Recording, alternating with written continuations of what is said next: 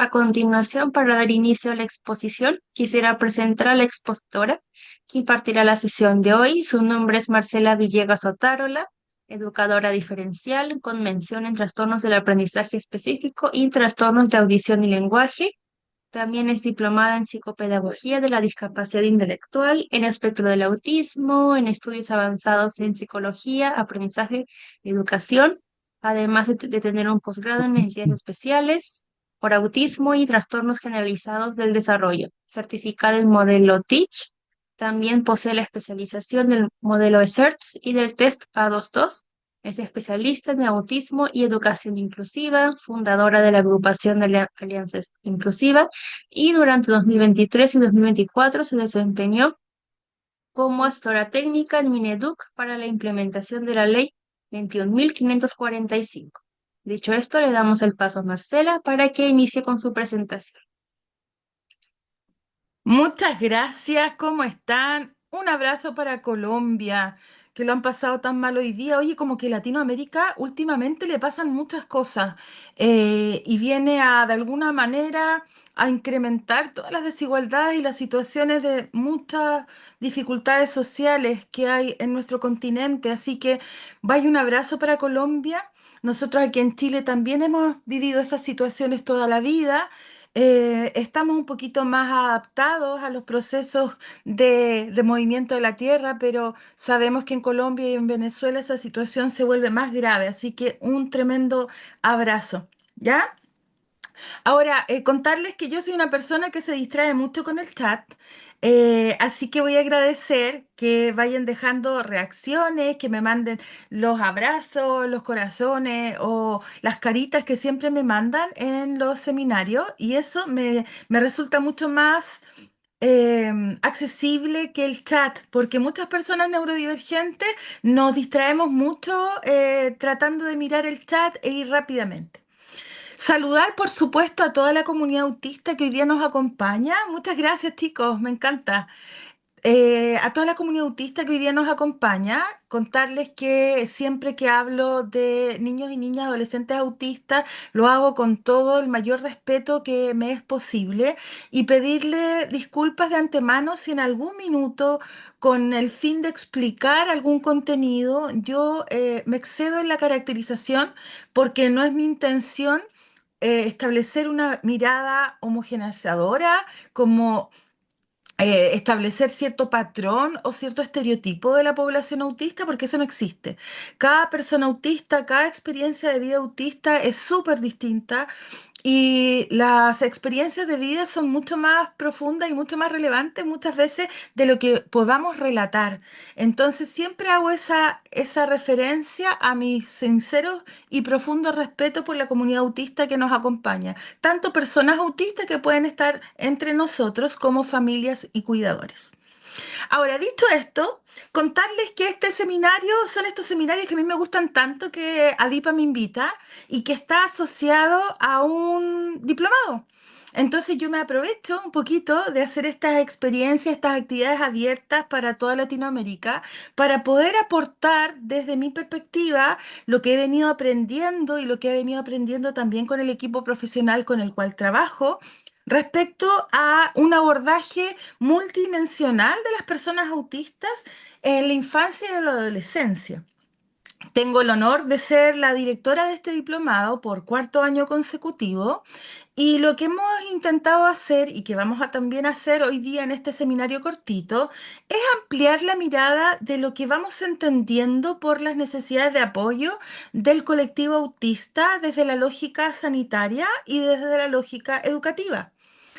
Cuando nosotros hablamos de autismo en Latinoamérica, lamentablemente seguimos teniendo una mirada súper tradicional en donde tenemos una mirada bastante lineal. La persona autista se desregula, necesita intervenciones, modificación de conducta y medicación. Ah, y una sala de integración sensorial.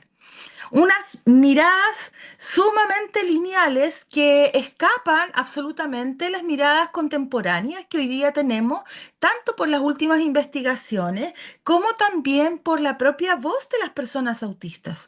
Por lo tanto, lo que hemos querido hacer en este diplomado y también reflejar en el seminario de hoy es poder contribuir a una mirada más amplia que es mucho más integrativa y que intenta comprender el neurotipo que hay detrás del comportamiento. ¿Qué significa eso? El comportamiento autista es la señal, es la manifestación de un neurotipo, es decir, una forma de funcionamiento cerebral que no tiene límites y que escapan a la comprensión clínica desde los patrones o desde los criterios diagnósticos. Ser autista y aprender como ser humano autista trasciende lo que los criterios diagnósticos pueden caracterizar. Me voy a explicar de otra manera. El trastorno de espectro autista es el trastorno que está en los manuales. La vivencia autista supera, pero en creces, la caracterización tan limitada que se hace en los manuales diagnósticos. No estoy diciendo que vamos a acabar con el DSM-5 ni con el CIE-11, que son clínicamente los manuales que nosotros utilizamos para poder comprender la condición. Estoy diciendo que ningún manual diagnóstico ni ninguna clasificación nosológica descriptiva puede profundizar en la identidad, en la experiencia, en la vivencia autista. Y por lo tanto, seguir trabajando exclusivamente en base a caracterizaciones nosológicas, es decir, de caracterización clínica, resulta hoy día muy limitado y no alcanza a abordar en profundidad la vivencia autista y los desafíos en todo ámbito de la vida, incluida la posibilidad de levantar proyectos de vida sostenibles, saludables y gratificantes en el tiempo. Y por lo tanto, una mirada más amplia implica una multidimensionalidad, es decir, que la persona es mucho más que el cumplimiento de criterios diagnósticos, que implican una forma de funcionamiento cerebral distinta y que va evolucionando a lo largo de la vida. Por lo tanto, comentar que hoy día, desde una perspectiva contemporánea, miramos el autismo desde su dimensión evolutiva, es decir, un ser humano que evoluciona a lo largo de su trayectoria de vida y que va presentando distintas características y va presentando distintas necesidades de apoyo en función de la relación que tenga con el contexto. Y por otro lado, desde esta perspectiva contemporánea, multidimensional, también avanzamos en lo que es el acompañamiento, es decir, que todo proceso de apoyo no tiene que ser dado desde la intervención más biomédica, sino que en el acompañamiento intencionado, sistemático, respetuoso, sensible y responsivo de una persona que en algún minuto de su vida, como cualquier otra, requiere de ayudas, de ajustes y de apoyos para poder tener una vida plena, una calidad de vida que sea una vida que valga la pena de ser vivida, como muchas veces se describe en la literatura. Desde una lógica también de derechos humanos y el pleno ejercicio del catálogo de derechos o el pleno ejercicio de la ciudadanía. Es decir, en esta mirada del autismo, solamente ver los criterios diagnósticos, solamente ver los modelos terapéuticos o solo poner atención en la conducta, no voy a decir a mis 50 años que esté bien o esté mal. Lo que les voy a decir a mis 50 años y después de 30 años trabajando con personas autistas y profundizando en el desarrollo académico al respecto, les voy a decir que es limitado. Entonces, si nosotros queremos tener un abordaje, vamos a mirar a la persona desde una lógica que trasciende el modelo biomédico, que yo no satanizo, a mí me parece que han hecho un tremendo aporte al estudio del autismo, pero ¿por qué pongo una manzana? A ver, ¿qué representa para ustedes la manzana? Quizás no había preguntado eso, pero ¿qué representa para ustedes una manzana? A ver qué me lo pone en el chat. Discordia puede ser, sí. Aprendizaje, lo prohibido, ¿ya? Salud. ¡Ay, nadie! Mira, fruta, muy bien, fruta. La manzana, en realidad, distintos puntos de vista también. Mira, todos significamos, pecado original, me gustó. Todos significamos la manzana de otra perspectiva. ¿Saben que mi perspectiva de la manzana es tentación? Es muy tentador quedarnos con una tradición para comprender una condición, una forma de ser, un neurotipo. ¿Ya? Entonces es muy tentador, y por eso yo digo la manzana, es muy tentador desde la historia bíblica pensar que yo voy a hacer tratamiento a una persona autista, intervención a una persona autista, para que supere sus dificultades, erradique sus comportamientos y logre tener un comportamiento adaptativo. Esa mirada no estoy subestimándola, pero es una mirada poco contemporánea. Y en el mundo latinoamericano, por alguna razón, esa perspectiva biomédica tan tradicional, tan centrada en el déficit, ha pegado muy fuerte y se ha metido no solamente en el mundo sanitario, sino que ha botado las puertas y atravesado las puertas para llegar a la escuela. Y hoy día en la escuela hablamos de TEA, de FIL, de TEL, de TDAH, es decir, conceptos del mundo biomédico que no alcanzan a describir los desafíos evolutivos, lo que llaman déficit, los desafíos evolutivos de una persona en la interacción con su entorno. Entonces, contarles, comentarles que hoy día transitamos a nivel internacional y ojalá latinoamericano con cada vez con más fuerza a una mirada neuroafirmativa que no desconoce los desafíos evolutivos de una persona autista, menos en el periodo de neurodesarrollo de la infancia y la adolescencia, sino que considera que esos desafíos evolutivos coexisten de manera dinámica con un contexto. Y ese contexto puede agudizar, puede mitigar, puede ofrecer oportunidades respecto de, el desarrollo humano. Y por lo tanto, en esta tentación tenemos una venta permanente de puras como de patentes comerciales, de logos, de cursos y de modelos que nos hacen de alguna manera, si uno no es cuidadoso o cuidadosa, creer que esa mirada nuclear viene a responder a la amplitud y a la complejidad de la vivencia autista. Y eso es algo que tenemos que avanzar, evolucionar y que nos hemos propuesto con ADIPA a nivel latinoamericano poder acompañar y eso es lo que estamos haciendo aquí en Chile con la mayor fuerza que podamos. ¿Ya? Ahora, esta mirada del abordaje biomédico tradicional también impacta sobre la clínica, sobre el psicólogo, el terapeuta, el fono, sobre la familia, sobre la escuela, es decir, este abordaje biomédico tradicional que tanto ha contribuido a la historia del desarrollo de la salud física y mental del ser humano. Pone mucha atención sobre la patologización del comportamiento. Hay una patologización que intenta explicar todo desde el autismo.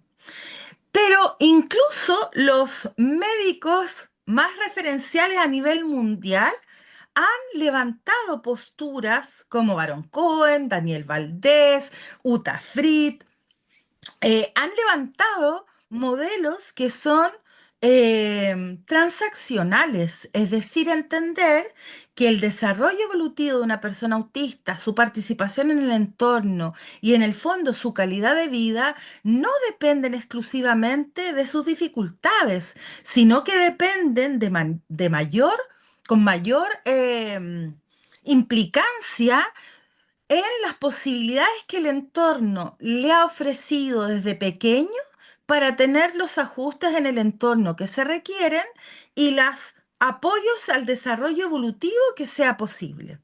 A este abordaje contemporáneo se le llama integrativo, así como la medicina integrativa, la psicología integrativa, que es mirar al ser humano en toda su multidimensionalidad.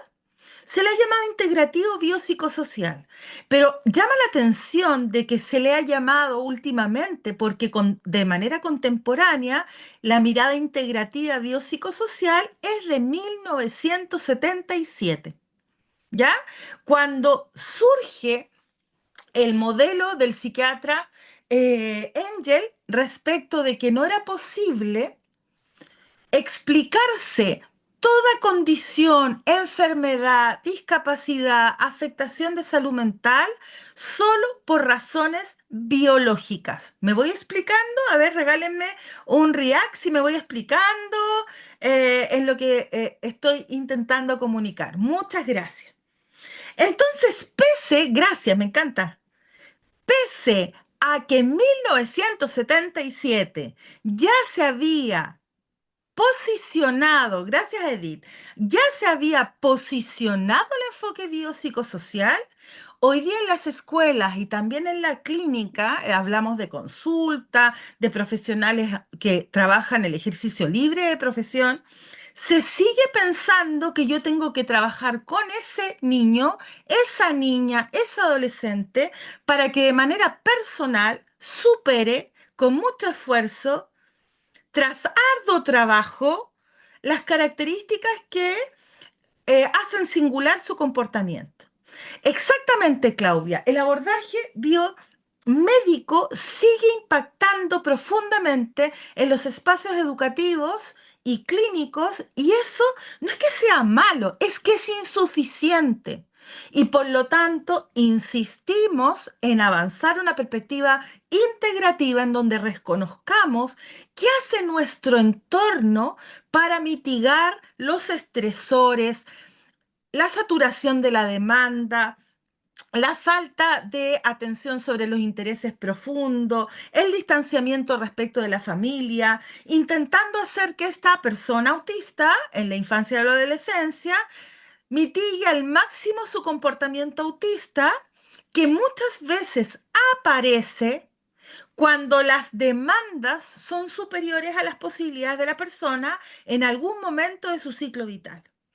Y mira, el que llama la atención que así como en 1977 surgía el modelo biopsicosocial, también surgió un modelo que yo amo y que me quedó súper linda mi lámina con mi diseñador no humano.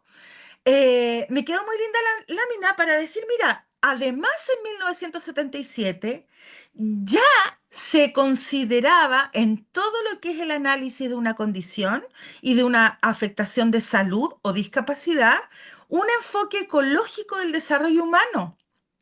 No, no he dejado de compartir, estoy compartiendo. ¿Se ve? No me asuste. Se ve.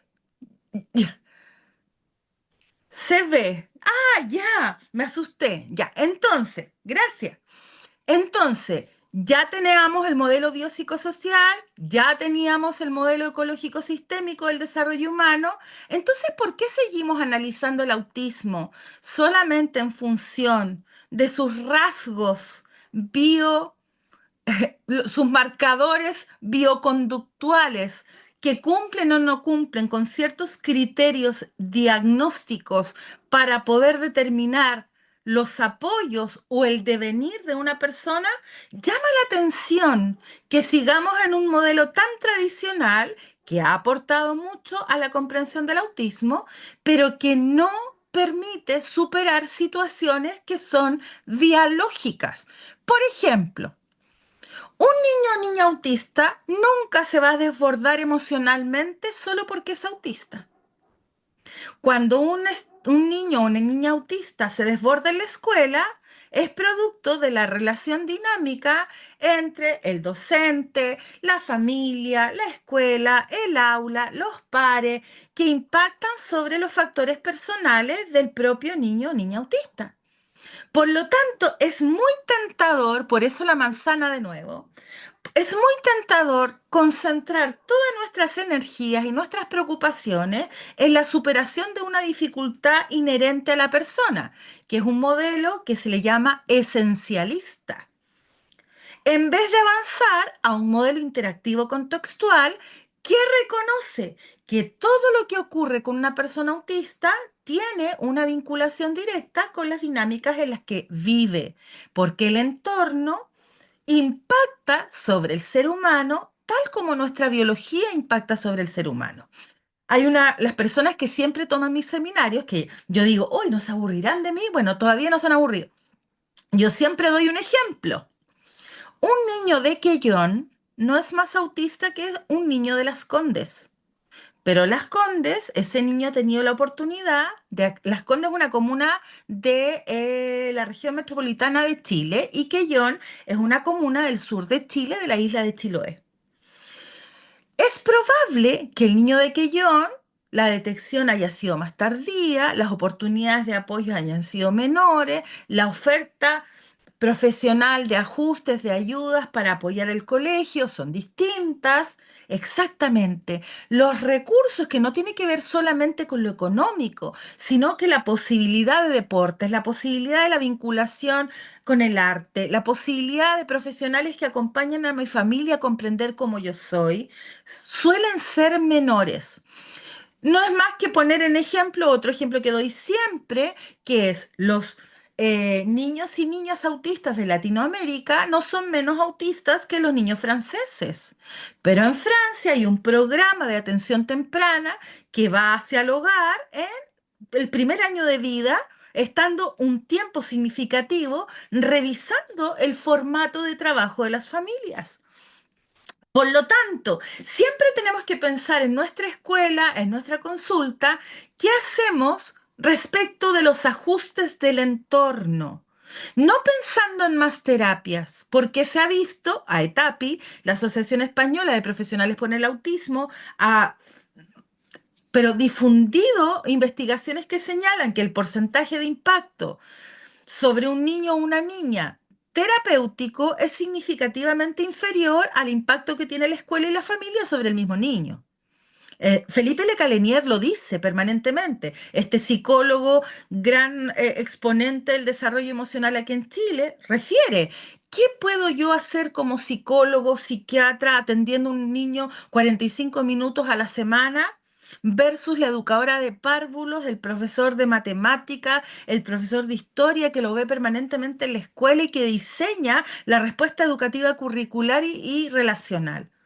Es mínimo el impacto de ese profesional en comparación a los contextos naturales, en la medida que ese contexto natural tenga la intencionalidad de hacer mejoras en las condiciones. Yo ahora me encuentro, por ejemplo, en Chépica, una comuna que está en la región de O'Higgins, trabajando con las escuelas del departamento de educación municipal, con muchas escuelas, y hemos trabajado, y me siento súper orgullosa de lo que han evolucionado, porque del año pasado a la fecha que yo vine, hay toda una mirada más profunda, más integrativa de entender que lo que le ocurre a un estudiante autista no depende solo del estudiante autista. Y por lo tanto, avanzar en una lógica de calidad de vida finalmente, que es hacia dónde nos dirigimos con nuestros niños y nuestras niñas, qué es lo que realmente queremos hacer, que tengan un proyecto de vida saludable, satisfactorio, que le permita alcanzar la cúspide de la pirámide. Les voy a contar que este modelo de calidad de vida, que también es un modelo contemporáneo, es un modelo que se trabaja en discapacidad, neurodesarrollo, salud, desde 2003. Sin embargo, todavía resulta como un poco desconocido en el ámbito de la educación, a no ser que sea educación especial. En el ámbito de la neurodivergencia, el modelo de calidad de vida es un modelo que reconoce que la persona tiene una multidimensionalidad de ámbitos en donde satisfacer necesidades. Necesito comer, necesito abrigarme, necesito sentirme como la pirámide de motivaciones y la pirámide de Maslow. Exactamente. El bienestar, bueno, necesito comer, necesito cubrirme, necesito vivir bajo un techo, necesito sentirme querido en bienestar, en paz, en plenitud. Necesito conocer quién soy yo, cuál es mi entorno, aprender técnicas instrumentales en el desarrollo personal, educación. Necesito vincularme con otros de manera saludable, participar, sentirme perteneciente a una comunidad, tomar mis decisiones y que se resguarden mis derechos. ¿Ya? Entonces, este modelo de calidad de vida, que es un modelo multidimensional, que reconoce los distintos ámbitos de ejercicio de ciudadanía, de derechos, de autodeterminación, de intereses, de propósitos en la vida de una persona, es lo que debiese conducir permanentemente cualquier acción de ayuda que nosotros despleguemos con nuestros niños, niñas y adolescentes. Y esto también trasciende la mirada biomédica. La mirada biomédica de superar una dificultad en sí misma no tiene mayor sentido, a no ser que nuestro propósito de ayudas, nuestro propósito de ajuste, sea contribuir a la sensación de plenitud de un ser humano. Entonces, cuando nosotros tomamos decisiones, por ejemplo, vamos a aplicar o vamos a levantar un sistema aumentativo alternativo de comunicación, no es solamente para que ese niño se comunique conmigo y logre decir lo que quiere o lo que no quiere. Es que desde un catálogo de derechos, desde ciudadanía, desde el derecho a la comunicación, al desarrollo personal, al bienestar emocional, yo no puedo esperar que una persona se sienta bien si no tiene un medio efectivo de comunicación, aun siendo no hablante. No es posible pensar en gratificación, plenitud y calidad de vida si no tengo un medio efectivo de comunicación. Yo no quiero que tú dejes de autolesionarte porque me ponga nervioso a mí o nerviosa a mí. Es que la autolesión no contribuye a tu bienestar emocional. La autolesión es la manifestación de un malestar profundo. Y por lo tanto, más que centrarme en la autolesión, me voy a centrar en aquello que te está pasando y que está generando mucho malestar, tanto así que llegas a autolesionarte para mitigar ese malestar. No necesito que vayas a la escuela a dar la prueba. Necesito que vuelvas a la escuela porque en tu vida la escuela es un espacio de gratificación, de desarrollo humano y porque tienes derecho a hacerlo. Pero para poder cumplir con esos anhelos es fundamental hacer ajustes en el entorno. Y por lo tanto la mirada de calidad de vida involucra necesariamente la sensación de bienestar que tenga una persona, la sensación de pertenencia y de disfrute que haga que la vida valga la pena ser vivida. Ahora, ¿lo que estoy diciendo es solamente para autismo? ¿Qué creen ustedes? ¿O es para el desarrollo humano? En general es para todos, ¿cierto? Lo que es bueno para uno es bueno para todos. Cuando nosotros tenemos frente en la escuela o en la clínica o en el hospital o con una familia para el desarrollo humano totalmente, cuando nosotros tenemos un desafío, un dilema respecto de un comportamiento inapropiado, respecto de un aprendizaje que no se logra, una conducta disruptiva, una necesidad de apoyo en la comunicación, siempre tenemos que pensar que el propósito final de lo que hacemos es alcanzar una sensación de plenitud. Y esa sensación de plenitud trasciende ser autista o no ser autista, sino que tener la oportunidad de no ser ni esclavo de la naturaleza ni ser esclavo del entorno. Entonces, una perspectiva comprensiva, integrativa, contemporánea, no habla de autismo en sí mismo del autismo. Una mirada contemporánea pone atención sobre la identidad de la persona, la experiencia de vida de la persona, el proyecto de vida, los medios para alcanzar ese proyecto de vida, los desafíos evolutivos que tiene la persona para poder tener una autonomía, una autodeterminación que le permita decidir de qué color son los calcetines que va a ocupar mañana, de qué leche es leche que va a tomar, si va a hacer jugar a la pelota o va a jugar al tenis, si va a andar en bicicleta o va a preferir el juego de video. En el fondo es poder pensar de qué manera nosotros podemos propiciar que ese niño y esa niña me necesite lo menos posible a lo largo de la vida. ¿Y cómo puede necesitarme lo menos posible? No porque no lo quiera, sino porque la autodeterminación es un propósito en el modelo de calidad de vida. Si alguien te dice permanentemente el día que vas a una terapia, con quién haces la terapia, a qué escuela vas, qué es lo que comes mañana, cómo te vistes, con quién te justa, por supuesto que suena lindo, pero más que suene lindo, queridos, queridas, la idea es incorporar elementos que abran la perspectiva respecto de lo que hacemos en la escuela y lo que hacemos en clínica. ¿Ya? Dejar de mirar solamente el autismo y empezar a evaluar más el entorno, porque para evaluar las necesidades de apoyo de las personas autistas somos re buenos, pero evaluar lo que el entorno le ofrece somos re malos. Cuando las escuelas logran decir, mira, esto no lo estamos haciendo bien, no nos habíamos dado cuenta que una falta de comunicación aumentativa alternativa no puede, no puede en este minuto regular su comportamiento porque no tenemos ningún canal efectivo de comunicación.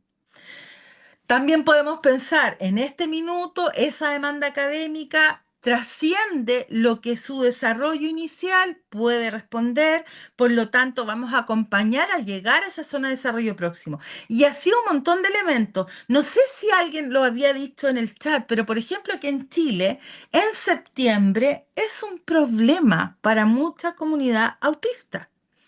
Y yo estoy por una campaña de septiembre inclusivo que he venido desarrollando para liberar a muchos de los niños y niñas de todos esos eventos que no están pensados desde una perspectiva de accesibilidad, de sensibilidad sensorial, de impacto en la relación que se llenan los colegios de personas absolutamente desconocidas. ¿Cuál es?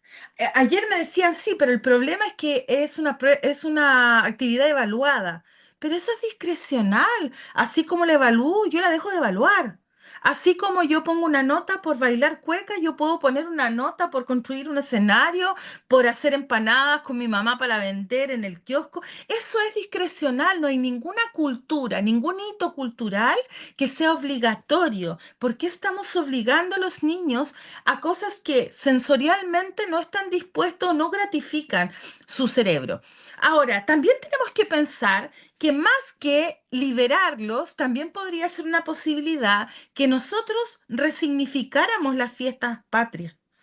Resignifiquemos el hecho de que no necesariamente tenemos que invitar a toda la familia, llenar el colegio, triplicar su matrícula, poner la música a todo pulmón y estar de las 8 de la mañana hasta las 6 de la tarde escuchando el Guatón Loyola, ¿ya? Que es una cueca clásica chilena.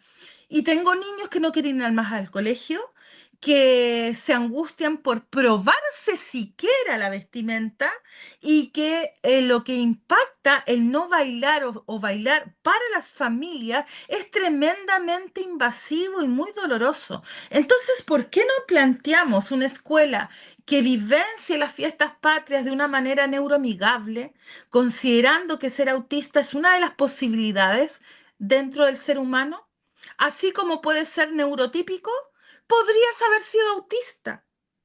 No por el hecho de que no fuiste autista, no vas a pensar en que hay personas autistas y no solamente autistas, neurodivergentes, que no disfrutan de la misma manera que tú aquellos eventos. Bueno, y para no centrarme en esto, eh, hay que plantearse de qué manera los factores contextuales van impactando sobre el bienestar de la persona. ¿Y por qué estamos hablando de bienestar emocional? Estamos hablando de bienestar emocional porque para alcanzar una vida plena, una sensación de plenitud, de pertenencia y de disfrute, hay 8 dimensiones que hay que acoger, que hay que trabajar. Y el bienestar emocional es justamente uno de los ámbitos de las dimensiones en que en autismo está más deteriorada o más vulnerada. El bienestar emocional autista, niños, niñas autistas, se dice NNAU, AU de autismo. En los niños y niñas autistas, el bienestar emocional es un ámbito de mucha vulnerabilidad en donde los factores personales se ponen en juego porque hay insuficientes iniciativas de educación y acompañamiento y corregulación emocional. Yo pregunto en una escuela, a ver, ¿quién está haciendo educación emocional intencionada y neuroinclusiva?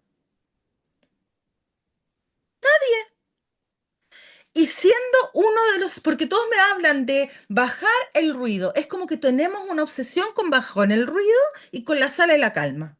Yo no digo que no sea relevante bajar el ruido y bajar y hacer la zona de la calma. Pero hay muchos otros elementos dentro de una mirada comprensiva del autismo. Y por lo tanto, el bienestar emocional, exactamente por eso en Chile existe un dispositivo de la cual soy impulsora desde 2024, que se llama Plan de Acompañamiento Emocional y Conductual, para poder revisar de qué manera estamos generando un entorno que sea neuroamigable, entendiendo que la población autista es una de las poblaciones más vulnerables al malestar emocional y que impacta directamente en la salud mental de los chicos y las chicas en la escuela y en la clínica a lo largo de su niñez y adolescencia. Y ahí tenemos insuficientes espacios de acompañamiento emocional, escasa evaluación y ajuste del contexto, sobredemanda, sobrecarga sensorial, el fenómeno de la doble empatía, no me entiende y yo no lo entiendo, falta de predictibilidad, estructura y anticipación, sin observar todos esos factores personales que lo hacen vulnerable, como los altos niveles de alerta y ansiedad, malestar sensoperceptivo, desafíos sociocomunicativos, desafío en función ejecutiva. Ahora, yo ni el enfoque neuroafirmativo ni un enfoque contemporáneo no vamos a invisibilizar esos factores personales, pero sí vamos a decir que esos factores personales se agudizan en un contexto que no brinda apoyos o que no se ajusta a las necesidades de la persona. Ahora, ¿cuál es el gran riesgo? El riesgo es que siendo la persona autista una persona biológicamente vulnerable al entorno, con ciertos desafíos en la gestión de sus emociones, que lo hacen más vulnerable que la población neurotípica, presenta desafíos importantes para enfrentar la frustración, la demanda, los cambios en la rutina, cambios sin predictibilidad, la necesidad de ajustes razonables que impactan finalmente sobre el bienestar emocional y el bienestar emocional. Cuando hay malestar, hay problemas de salud mental. Las afectaciones o los problemas de salud mental no tienen su origen en el autismo. ¿Se entiende? Sino que son la consecuencia de una interacción dinámica que agudiza la vulnerabilidad emocional que tienen niños y niñas autistas desde su nacimiento. ¿Y por qué la tienen? Gracias, chicos, por confirmar. ¿Y por qué la tienen? Porque en el primer trimestre de vida intrauterina, el cerebro se configura de una manera distinta y ese cerebro de una manera distinta, configurado de manera divergente, es más vulnerable siendo que hay un prefrontal que no siempre puede gestionar las emociones de una manera típica, armónica, siendo muy vulnerable al estrés y a la generación de cortisol. Hay muchas formas de explicar esto, quizás no vamos a alcanzar hoy día probablemente, pero sí lo que alcanzamos a decir es que para entender esta afectación de salud mental que impacta sobre todo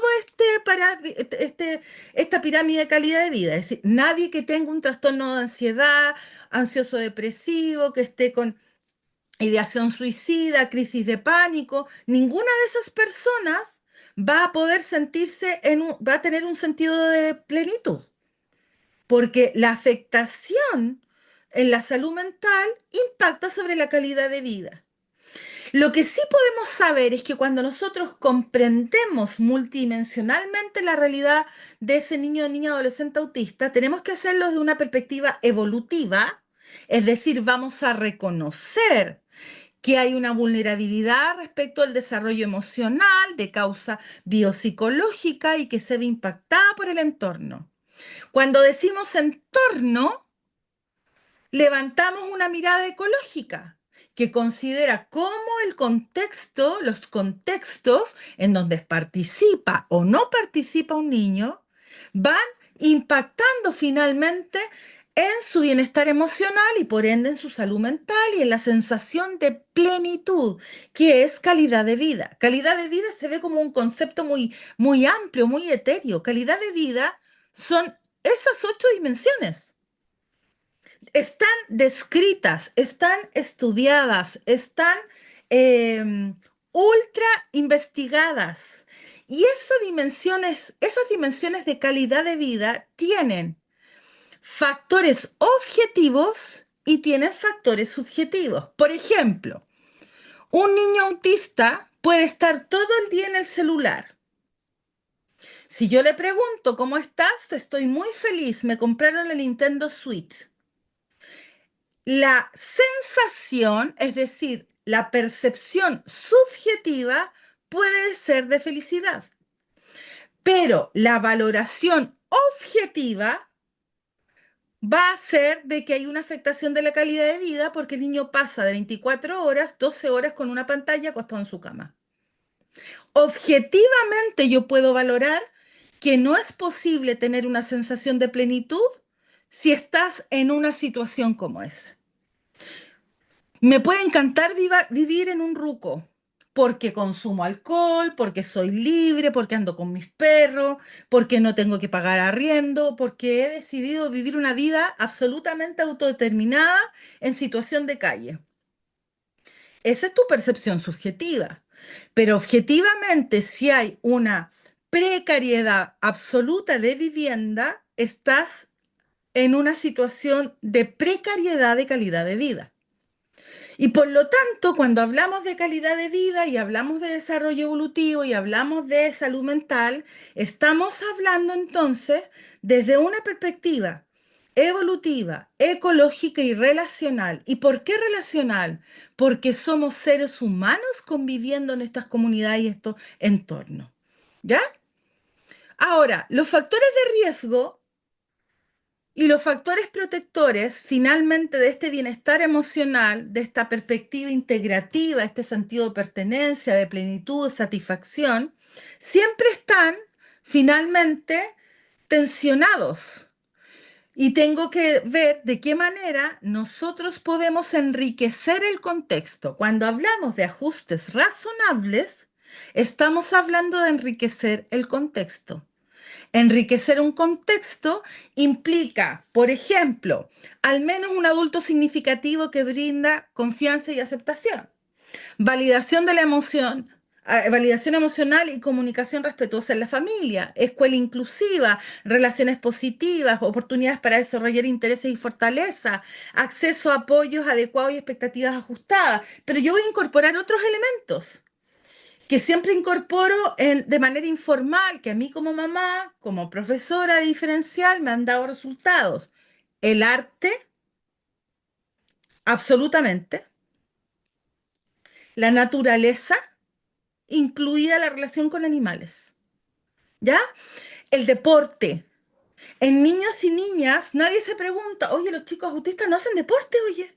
Son mínimos los que hacen deporte. Oye, los chicos autistas no salen a la naturaleza, no generan oportunidades de expresión artística, que son quizás situaciones mucho más naturalistas, más coloquiales, pero que hacen un tremendo cambio.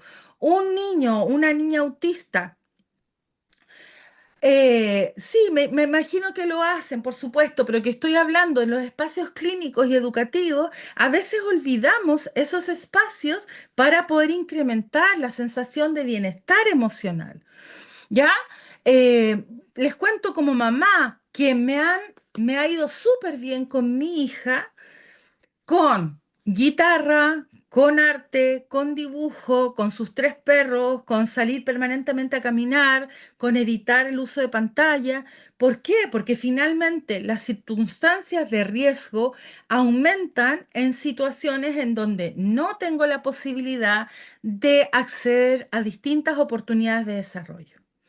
Ahora, para ahí, cuando nosotros exactamente, ahí justamente se pueden visualizar las brechas en el desarrollo, en el contexto. Exactamente, porque los niños que tienen mayores posibilidades socioculturales van a acceder a otras oportunidades. Y los niños que están en una situación de mayor precariedad, de mayor abandono del Estado, de que solo cuentan con la posibilidad de la familia, Vamos a estar en una situación en donde van a tener menos oportunidades de desarrollo y es algo que tenemos que resguardar. No todo es terapia, no todo es terapéutico, ni todo es clínico, ni todo es PIE. También es acompañar a la familia a tomar decisiones, brindar otras oportunidades de recreación, disfrutar la escuela más allá del dominio curricular, disfrutar el acceso a los espacios recreativos, no solamente porque tengo que hacerlo, sino porque me siento parte. Y aquí surgen las necesidades de apoyo emocional, que es lo que yo he venido trabajando en el último tiempo, que es intencionar la educación de las emociones en el mundo autista desde muy pequeño, habiendo una confirmación de que la gestión de las emociones es un tremendo desafío en las escuelas. A eso es lo que me dedico, de acompañar a comunidades educativas a identificar cómo los contextos educativos van incrementando y agudizando malestares y dolores de las personas autistas y sus familias, y cómo el cambio en la cultura de la escuela puede significar mayores oportunidades de participación, mayor disfrute, y no solamente poner atención en resolver un tema puntual que tiene que ver con una conducta, cuando esa conducta es la manifestación de un malestar mucho más profundo. No, no se sale de la sala porque sí, no grita porque sí, no se desborda porque sí. Esa mirada, volvemos a la manzana, esa tendencia a hacer una relación lineal entre el efecto y la consecuencia no resulta en el desarrollo humano y por tanto tampoco resulta en el desarrollo neurodivergente. ¿Ya? Habilidades saludables de comunicación social. Los niños y las niñas necesitan que ayudemos a desarrollar habilidades que les permitan pedir ayuda, decir que no, no, no quiero o necesito ayuda. No centrarnos tanto en las normas culturales, pero avisar de alguna u otra manera cuando están siendo abusados sexualmente o están siendo víctimas de maltrato entre iguales. Es una preocupación permanente en el mundo del ámbito autista, principalmente en nuestros niños y nuestras niñas no hablantes. Ajustar el entorno y la demanda a la pertinencia del desarrollo evolutivo. A veces tenemos unas metas educativas que son absolutamente inalcanzables y por lo tanto eso contribuye a la situación de riesgo, a la ausentismo, deserción, fracaso escolar y por supuesto entender que el desarrollo humano no permite la autorregulación de las emociones hasta después de los 16, 18, 20 años. Por lo tanto, la niñez y la adolescencia autista es una etapa en donde los seres humanos requieren de corregulación. Y en Chile lo que hemos estado haciendo es contribuir a la comprensión de los factores correguladores de la regulación emocional, valga la redundancia. Es decir, entender que la regulación de las emociones es un proceso paulatino, es un proceso dialógico, un proceso evolutivo que depende de las oportunidades del entorno y que siempre va a haber un componente reactivo y un componente regulador. El reactivo es lo que te genera la emoción y el componente regulador es quien te permite mitigar la respuesta emocional inmediata. Pero para eso se requiere un entorno que comprenda que hay necesidades de acompañamiento, no solamente en el dominio curricular, no solamente en la modificación de la conducta, sino que en una forma de mirar el autismo desde una mirada multidimensional y contemporánea. No podemos en Latinoamérica seguir hablando de modificación de conducta como la única estrategia que tengamos, y si no es modificación de conducta, es floor time de juego de suelo y los chicos tienen como 12 años. Tenemos que transitar también en una mirada orgánica de entender si hay algún componente orgánico que está generando malestar, algo gastrointestinal, algún tipo de alergia alimentaria, algún tipo de epilepsia no convulsiva, algún tipo de dolor, porque la salud dental se ve muy deteriorada en autismo, producto de la hiperrespuesta a las experiencias ontopediátricas. Por lo tanto, la invitación que hago es a revisar esta lámina, le pueden sacar el pantallazo para poder ir mirando cómo vamos en esto, de si realmente hemos logrado una comprensión biopsicosocial y ecológica del desarrollo humano, incluido el desarrollo autista, que no deja de ser humano, un abordaje evolutivo integrativo de la persona, una reflexión crítica si estamos realmente ejerciendo el paradigma de la neurodiversidad en el ejercicio profesional, si realmente entendemos lo que implica ser autista. Y por lo tanto, como lo entendemos, actuamos en consecuencia y no solamente declaramos que sabemos de autismo, pero nos molestamos si no escribe la pizarra sin preguntarnos si acaso hay una dispraxia, hay un tono muscular elevado, hay una percepción visual que está desorganizada, es decir, entender profundamente qué es realmente tener un respeto por la neurodiversidad. Por supuesto, avanzar hacia un modelo social de apoyo orientado a la calidad de vida que hemos trabajado, escuchar activamente a la persona. Aprendemos muchísimo de aprender a mirar. Escuchen a los adultos autistas, escuchen a las familias, quienes han tenido una experiencia súper significativa, que no es ni cierta ni la correcta, pero es la que ellos han tenido. Y escucharlos, validarlos, hacer cambios en mi propia formación, humildemente asumir que hemos tratado de controlar el desarrollo de una persona autista desde las lógicas neurotípicas, sería un tremendo avance. Bueno, para mí siempre es un gusto invitarlos a revisar nuevamente este diplo que tengo el gusto de dirigir, en donde vamos desarrollando en profundidad todos estos aspectos. Y por supuesto, esta vez aprendí que tengo que dejar mi Insta porque la gente empieza a preguntar, los compañeros y compañeras empiezan a preguntar por dentro, ¿quién tiene el Insta? Bueno, ese es. No soy ninguna influencer, solamente voy compartiendo las cosas que hacemos y por supuesto que siempre para mí ha sido un gusto trabajar con la gente de Adipa y tener hasta esta hora de un día lunes de agosto, 8 de la noche, hora chilena, 825 personas queriendo hablar de autismo. A mí eso me hace pensar que todavía hay patria, señores. Así que un besito, un abrazo y quedo atenta a Marí para que me diga si hay tres preguntitas para poder cumplir con los tiempos que hemos establecido. Un abrazo a todos y todas. Muchas gracias por su atención y por sus react. Me encanta. Esto es como un fiebre de baile, digo yo. Muchas gracias. Ya. Muy bien, muchas gracias por la presentación. Ha estado súper, súper bien, bien recibida y un montón de reacciones, corazoncitos, así que estamos muy agradecidos por sus reacciones. Ahora empezamos con el espacio para preguntas, así que, bueno, encantadas de poder responder todo, pero por términos de tiempo solo podemos responder tres, así que a las tres primeras personas que levantaron la manito les vamos a dar el pase, así que comenzamos con Catalina. Hola, buenas noches. Bueno, primero que todo, muchas gracias a Marcela, muchas gracias por la charla y también a Adipa por el espacio. Me hizo mucho sentido especialmente esta mirada evolutiva ecológica para comprender las experiencias de las personas autistas. Las conocí recién como en mi clase de infanto juvenil y desde ese entonces como en que intento incorporarlas.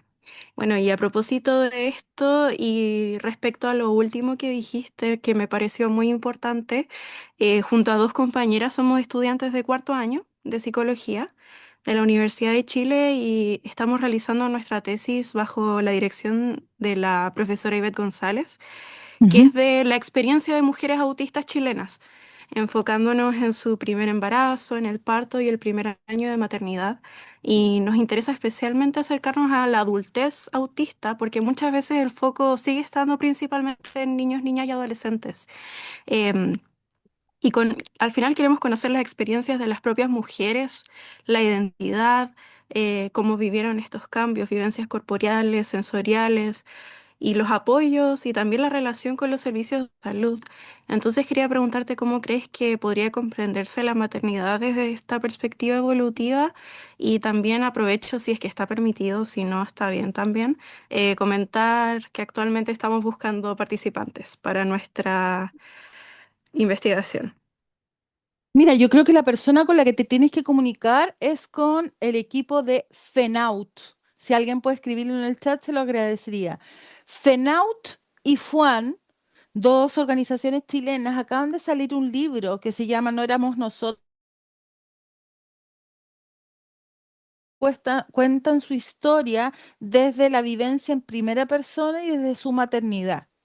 Ya, por lo tanto, creo que ellas son las personas más apropiadas para poder ayudarlos en ese proceso. Este puedes encontrar en Instagram con Fuan y con Fenaut, tienen su perfil abierto y por lo tanto dejarles un datito. También Chantal Garay también es profesora de este diplomado, así que a través del soporte de ADIPA también te puedes comunicar con ella. Pero creo que es súper importante escuchar la voz de las mujeres porque tienen dobles o triples situaciones de, de vulneración. Siendo madres, han vivido también mucha violencia obstétrica, han vivido violencia de género, han sido diagnosticadas tardíamente, producto de un estereotipo de lo que es ser autista. Ser autista siempre es hombre y te tienen que gustar los dinosaurios. Si eres mujer muy lista y sociable, no puedes ser autista. Y entonces creo que ese trabajo que está desarrollando Chantal Garay con Gabriela Verdugo aquí en Chile, o EA Femenino Chile, también es un movimiento, EA Femenino Chile es importante y creo que ahí te podrían ayudar con participantes para ser muy pulcra en darte la información precisa, creo que son ellas. Gracias por tu pregunta, espero haberte ayudado. Al final envía el link de asistencia y certificación. Denme un segundo, déjenme terminar el seminario y lo certifican. No se puede certificar si no lo he terminado, chicas. Ya, Va- muy bien. vamos con la Por favor, otra. No te sí. preocupes. Joana.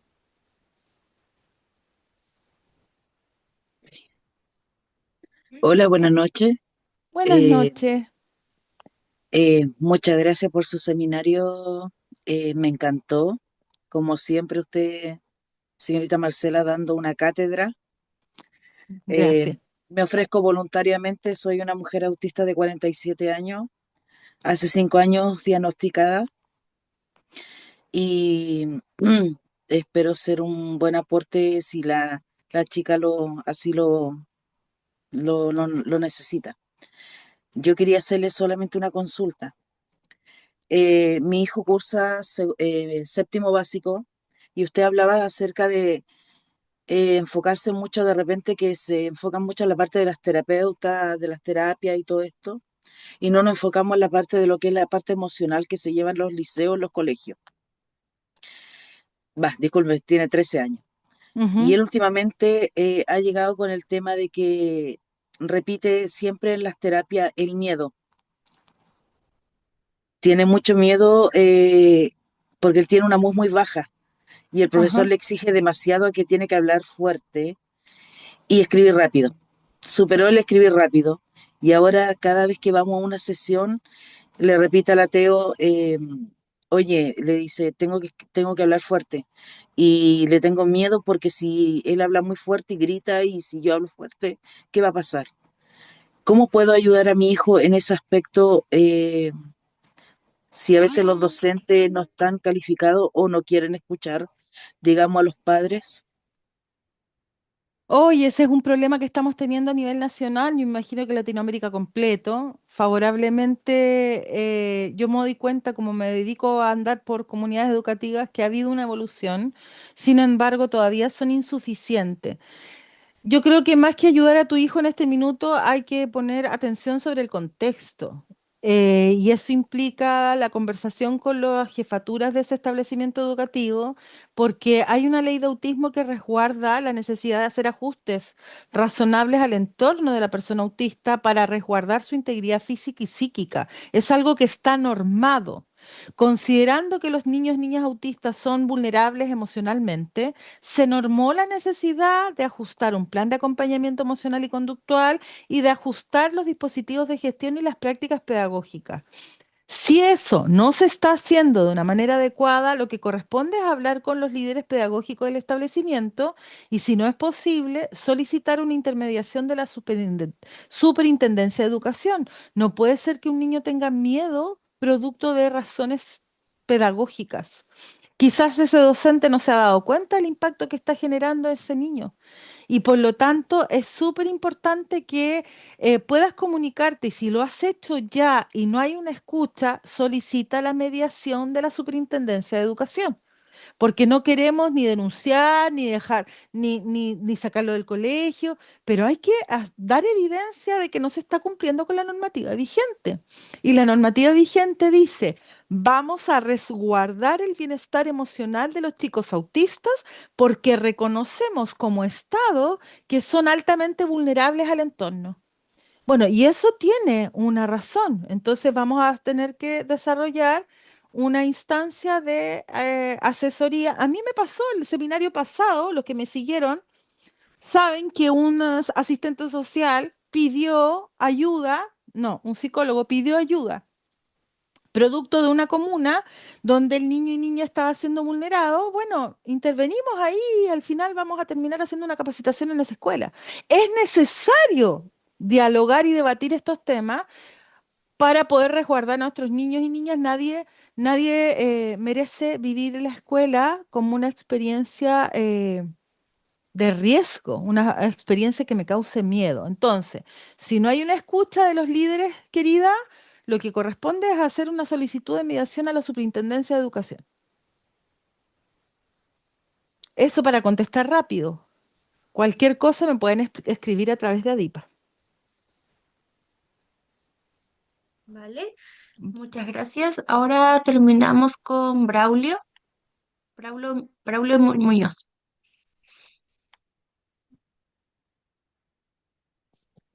Hola, no sé si se escucha bien ahí. Sí se escucha, te escucho bien. Ya, disculpa, bueno, voy a tratar de sintetizar y organizar un poquito esta información. Mira, lo que me sucede es que de partida siento que un niño o niña adolescente autista va a ser una persona. Parto desde ahí, desde la base de respeto desde ahí. Entonces, me sucede que, por ejemplo, en las escuelas, siento que las instituciones en general trabajan desarticuladas. La escuela trata de hacer lo que puede y lo que tú planteas, siento que igual está muy como de la mano desde la mirada o el enfoque que le pueda dar la escuela. No está como tan normado de cierta forma. Entonces, todos estos proyectos que puedan generarse, o la mirada artística, que está súper bien, la mirada con los animales está súper bien, va a ser un beneficio tanto para el niño que se encuentra con una condición de autismo o para cualquier otro niño. Pero también me sucede que muchas veces al como modificar todo, generamos una burbuja.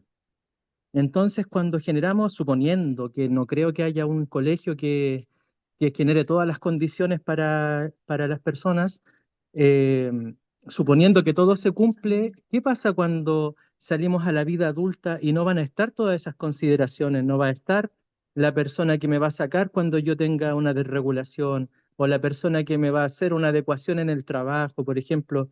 Eso me preocupa. Siento que a veces los colegios, soy educador diferencial a todo esto, entonces trabajamos con los niños en la novena región, en una zona cordillerana, donde hay mucha vulneración de distintas formas, pero me sucede eso. Por ejemplo, muy breve lo comparto, nos pasó con un niño que con nosotros participaba en los bailes del colegio, disertaba, todo eso. Llegó un momento de la evaluación, le dijeron, tiene autismo y no pudo hacer nada más. La familia dijo, no, es que hay que adecuarle esto, hay que adecuarle esto otro, cuando ya lo hacía. Entonces siento que a veces el diagnóstico en ese sentido nos perjudica porque le quitamos posibilidades al niño. Si ya lo estaba haciendo, ¿por qué ahora que tiene autismo y lo hacía con disfrute, no porque se le obligara?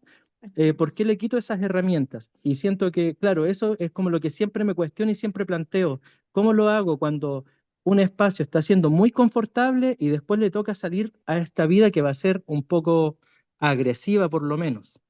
Vale, muchas gracias, Flavio, por tu pregunta. Bueno, estos espacios no permiten ir profundizando académicamente los elementos técnicos que yo he referido, es como un titular. El modelo social de apoyos no es complaciente. Ya, el modelo social de apoyo y calidad de vida es un modelo teórico pedagógico que tú seguramente conoces al ser educador diferencial, y los apoyos se dan exclusivamente a la persona que los requiere por el tiempo que es necesario y no se dan por diagnóstico. Por ejemplo, si una familia dice, no, mire, lo que pasa es que lo hacía, era muy feliz, pero ahora es autista, así que no va a hacer eso, hay una mala comprensión de lo que implica el modelo social de apoyo. Ningún apoyo es apoyo si no se necesita y se lo brindas. ¿Es una complacencia o es una discriminación? Si el niño está en condiciones de hacer todas las actividades que venía haciendo, el ser autista no le restringe el hacer nada, sino que el apoyo se brinda cuando se necesita que se brinde ese apoyo. No se brindan de una manera indiscreta o de una manera generalizada. Eso es un error de interpretación que pueden tener algunas comunidades educativas. Desde el modelo social de apoyos, que está centrado en el logro de la calidad de vida, tú tienes que levantar un perfil de apoyos que no tiene nada que ver con el diagnóstico. No sé si me voy explicando. Sí, sí, se lo comprendo. Ya, entonces, si tú tienes un niño que necesita apoyos, lo brindas por el tiempo que determine finalmente la evaluación funcional que tú hagas. Si no necesita el apoyo, no se inventan el apoyo, porque los apoyos, el principio de la ley de autismo y el principio de toda ley del ámbito de la discapacidad es promover la autonomía progresiva. Por lo tanto, si hay alguna familia o alguna comunidad educativa que sea complaciente y que genere una burbuja para un niño o una niña, es que está entendiendo muy mal el modelo y por lo tanto hay que revisar cuál es su formación de base. Esa sería mi respuesta de manera genérica, porque yo no me he topado, favorablemente, no me he topado con miradas tan complacientes, más bien me topo con lo contrario. Por ejemplo, cuando decimos, ¿y qué va a pasar en la vida cuando salga a la comunidad y tenga que arreglárselas por sí solo? Yo creo que cuando salga a la vida y a la comunidad, si está en una situación de bienestar emocional que le permita enfrentar los desafíos, le va a ir bien, lo va a lograr, pero si está en una situación de ideación suicida activa, no hay otra cosa que hacer que brindar los apoyos. Las personas autistas tienen un 40% más de probabilidades de presentar ideación suicida en la infancia y la adolescencia. Ojo aquí. ¿Ya? Y Sí, por lo tanto, cuando nosotros, yo lo que te recomiendo, Braulio, es que a tu comunidad educativa le plantees claramente, los apoyos no se brindan por el diagnóstico, los apoyos se brindan por un perfil de necesidades de apoyo. Si el perfil de necesidades de apoyo no está bien hecho, vamos a brindar apoyos que no se necesitan y cuando yo brindo ayudas que no se necesitan, son estorbos, no son apoyos. Son una mirada de subestimación. Es como cuando yo trato de hacer que el ciego yo lo llevo a alguna parte y me dice, no, suéltame, déjame. ¿Ya? ¿Por qué? Porque al ciego tú le ofreces el brazo o el hombro, pero no lo tocas porque no necesita de- de ese apoyo. Entonces yo creo que la invitación es a ver si realmente los perfiles de necesidades de apoyo, los perfiles funcionales, están siendo bien desplegados y si no lo está siendo bien desplegados, tenemos que levantar una formación para identificar qué necesidades de apoyo necesita la persona y retirar, igual que las ruedas de la bicicleta. Yo no dejo a sí, un yo creo niño, que ¿cierto? Con sí, ruedas de la bicicleta si no necesita las ruedas de la bicicleta. sí, yo creo que se da un poco lo que planteabas tú, que hay como un estereotipo. Entonces, por ejemplo, Sí, no sé, se compran audífonos de insonoridad y no sé qué para todos como si todos lo necesitaran y no es así. exacto, exacto. Y es lo mismo que pasa con la adecuación curricular. Niño autista, niño con PASI. ¿Pero por qué haces eso? Si no todos los niños De autistas hecho. necesitan una PASI, o niño autista risperidona, niño autista canceladores de ruido, niño autista sala de la calma. Eso, mira, qué bueno, Bruna, tu pregunta, porque voy a terminar con esto. ¿Se acuerdan de que al principio les conté de esta tentación de las respuestas lineales? De las comprensiones restringidas, gracias, Evelyn, restringidas, nos está contando efectivamente lo que suele pasar. Miradas restringidas, lineales y estereotipadas, sin comprender desde una perspectiva integrativa y contextual la vivencia autista. Por lo tanto, la pregunta para finalizar este seminario, yo te la agradezco, como quiero, hubiese estado galleteado. Muchas Justamente gracias.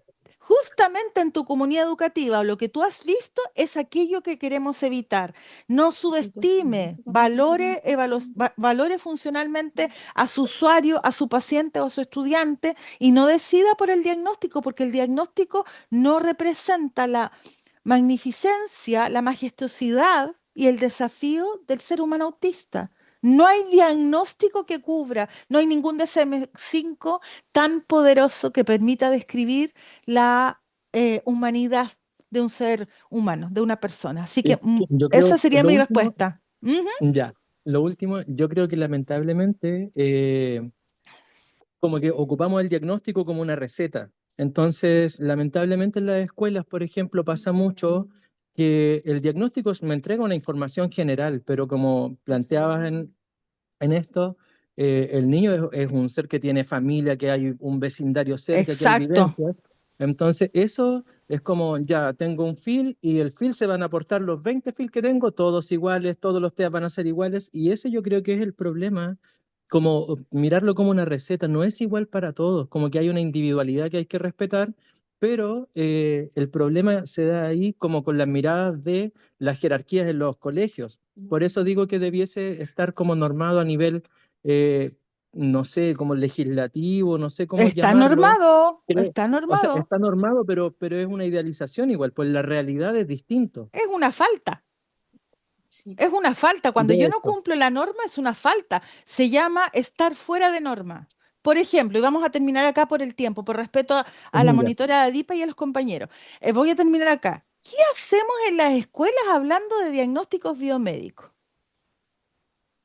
Para eso vamos a un consultorio. Si nosotros no somos del ámbito biomédico, nosotros somos profesores, docentes, asistentes de la educación en las escuelas. Para lo único que sirve el diagnóstico en las escuelas, y lo digo y le atribuyo absolutamente, absolutamente responsabilidad de lo que digo, para lo único que sirve el diagnóstico las escuelas es para saber de dónde estudiar, para comprender lo que hay tras el comportamiento de un niño y la subvención. Punto. El resto implica un conocimiento profundo y ya lo dice el marco de la buena enseñanza, dominio A, dominio C. Conocer en profundidad a tu estudiante trasciende el diagnóstico. Si el diagnóstico de autismo tiene absolutamente dos criterios, es una diada, es muy, es muy claro, comunicación social, flexibilidad mental. Ya, pero ¿qué pasa? ¿Qué pasa con la ansiedad? ¿Qué pasa con la distonía? ¿Qué pasa con la disautonomía? ¿Qué pasa con la evitación extrema de la demanda? ¿Con las crisis de pánico? ¿Con los desafíos en identidad sexogenérica? Hay elementos que no están ni nombrados en el DSM-5. Entonces nosotros no tenemos niños TEA, no tenemos niños FIL, no tenemos TDA, tenemos niños y niñas que tienen un diagnóstico biomédico y que les permite acceder a subvención y les permite que el médico tratante haga el consejo genético y la orientación familiar que corresponde.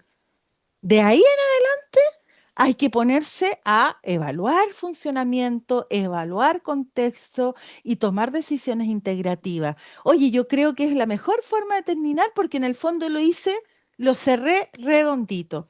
¿Tendrá bibliografía Muchas que gracias por pueda la sugerir? respuesta. Sí, bueno, qué bueno que te gustó mi respuesta porque fue una bonita forma de cerrar. Yo ahora los dejo. Bibliografía, yo creo que en todo lo que implica DIPA, todos los seminarios, véanlos todos, los que tienen que ver con autismo, están muy buenos. Yo nombro a mucha gente en los seminarios. Eh, ¿Y quién yo leo mucho? Daniel Valdés, Cintia D'Agostino, Gerardo Echeita, Ignacio Calderón Almendros. Son gente que yo voy siguiendo y también estudiando de muchas partes de lo que se está haciendo fuera para entender el neurotipo autista. ¿Cómo procesa la información? Creo que Daniel Valdés es de los clínicos más aventajados que yo conozco. Lo tuvimos hasta hace poco en Chile, invitado por ADIPA al Congreso de Autismo que tuvimos en junio. Cintia Agostino para hablar respecto de las mujeres, fundamental, importantísimo. Felipe Lecalenier también se ha metido en temas muy interesantes respecto a la intersubjetividad. Hay mucho que leer. Bueno, un abracito, Mari. Yo creo que estamos listos para no entorpecer más el tiempo de los participantes que te están esperando, así que enormemente agradecida. ¿Cuál es su Instagram? Marce Villegas Otárola. Que estén muy bien. Me encantó este seminario también a mí. Muchas gracias por sus palabras lindas. Te devuelvo el micrófono, Mari. Sí, gracias a usted y que esté muy bien.